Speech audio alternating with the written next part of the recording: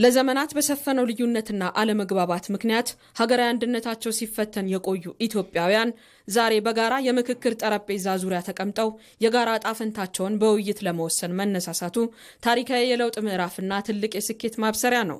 ይህ የጋራ መፍትሄ ማፈላለግ ዕድል ቀደም ሲል ባለመፈጠሩ ሀገሪቱ ለከፈለችው ዋጋና ላጣቻቸው ወርቃማ ዕድሎች ተመካካሪዎች ጥልቅ ቁጭት ፈጥሮባቸዋል።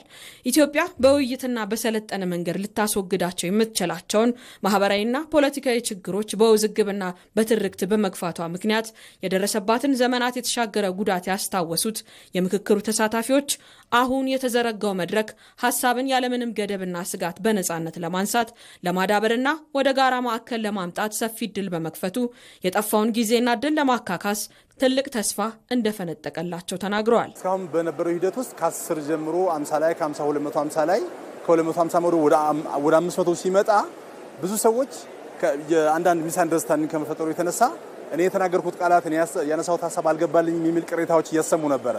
አሁን ግን ወደ 500 ሲመጣ ሐሳቦቹ የተጠቀለሉ ጀነራላይዝ የሆኑ ለፖሊሲ ግብአት የሚሆኑ ነገሮች ናቸው የሚቀርቡትና ሁሉም ሰው አሁን ያን እየተረዳ ሲመጣ እነዛን ቅሬታዎች ትቶ ሐሳቦቹ ይገዙናል፣ ያስማሙናል በሚል ወደ መግባባት ተደርሷልና በደንብ ገዢዎች ናቸው ማለት ነው። እስከዛሬም ድረስ ቀድሞ ቢዘጋጅልን ኖሮ ይሄ ትርምስ ባልተፈጠረ ነበር። ይሄንን ምክክር እያደረግን እርስ በራሳችን እየተወያየን ቀጥለን ቢሆን ኖሮ ዛሬ ለየት ያለች ኢትዮጵያን እንገነባ ነበር። ይሄ ልማት መጥቶ በዚህ ልማት ላይ ደግሞ ኢትዮጵያ እንደሆነ ስቀጥል እጅግ የሚያስደስት ቦታ እንደርስ ነበር። ባለመኖሩ ነው ስንቦጫጨቅ የኖር ነውና አሁን ላይ ግን ይሄ ምክክር ትልቅ ትምህርት አግኝቶ ይገባል ብዬ ነው የምገምተው። ከዚህ ምክክር ኢትዮጵያ ምንኮራባት ዓለም እኮ በጉጉት የሚያት ባህሎች ያላት ሀገር ናት። እሴቶች ያላት ሀገር ናት። እና በገዳ አፋር መድዓ ማአት ነው ብሄር በየአካባቢ ያለው በጣም ሰፊ ባህል ያላት። ይሄንን ችግሮቻችን ግን መወያየት ተስኖን የውጭ ተጽዕኖ ያሳደረብን። ስለዚህ ዛሬ ላይ ያደረግን ያለነው ችግሮች ቢገጥሙን እንኳን እንዴት መፍታት እንዳለብን ምክር ሐሳብ ለሚመለከተው አካል ምክር ሐሳብ ነው የምናቀርበው እንጂ ውሳኔ አይደለም። ለሀገራዊ ምክክሩ የተለዩት 8 ዋና ዋና አጀንዳዎች በኢትዮጵያ ሀገረ መንግስት ግንባታ ሂደት ውስጥ ስር የሰደዱና ውስብስብ የሆኑ የዘመናት ችግሮችን በጥልቅ በመፍታት ዘላቂ መፍትሄ ለማምጣት ያለሙ ናቸው።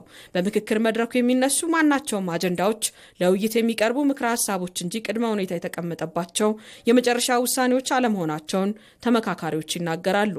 ይህም እያንዳንዱ ተሳታፊ በከፍተኛ ኃላፊነት ስሜት፣ ግልጽነትና ቁጭት የሀገሪቱን የውል እውነት ለማዋለድ በሚደረገው ጥረት ውስጥ የበኩሉን አሻራ እንዲያኖር መንገድ ከፍቷል። የሚገርመው የአጀንዳ አቀራረጹ ነው ለኔ ታሪክ የሆነብኝ።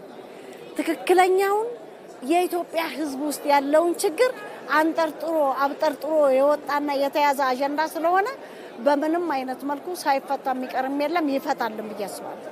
ኢትዮጵያ የምር ምጥ ላይ የነበረች ሀገር መሆኗን በደንብ ያሳያል። ለምን ከውይይቱ የምንረዳው ዜጎች ከሚያነሱት ጥያቄዎች ዜጎች ከሚያደርጉት ጥያቄና ከሚያነሱት ንትርክ አለመግባባቶች የሚያሳዩት ለረጅም ዘመናት የቆዩ ያልተመለሱ ጥያቄዎች ውይይት ያልተደረገባቸው ይሄ ያልተለመደ አዲስ ትሬንድ መሆኑን በደንብ ነው የሚያሳየው።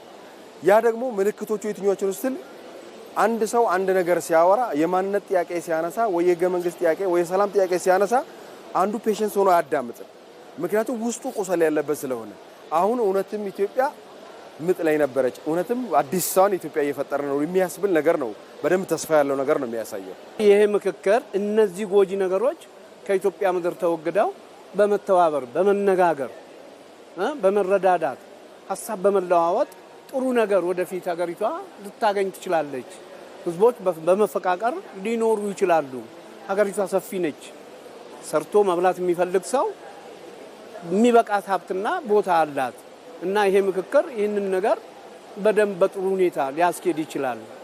ቆይቷል፣ እንደውም ዘግይቷል ነው። ካሁን በፊት ቀደም ብሎ ተደርጎ ቢሆን በየቦታው እየተደረገ ያለ ደም መፋሰስ ላይኖር ይችል ነበር የሚል ግምት ነው ያለው። ኢትዮጵያውያን የጋራ ቤታቸውን ሊያጸኑ፣ ማህበራዊ ውላቸውን ሊያጸኑ የሀሳብ የበላይነትን ማዕከል አድርገው እየተመካከሩ ነው። በምክክር ጉባኤው በርካታ አመለካከቶች በምክንያት እየቀረቡ ነው። ተቃራኒ ሀሳቦች በአመክንዮ እየተስተናገዱ ነው። አንዱ የሌላውን ብሶት እያዳመጠ ቀስ በቀስ የመግባባት ጎዳና እየተጠረገ ይገኛል።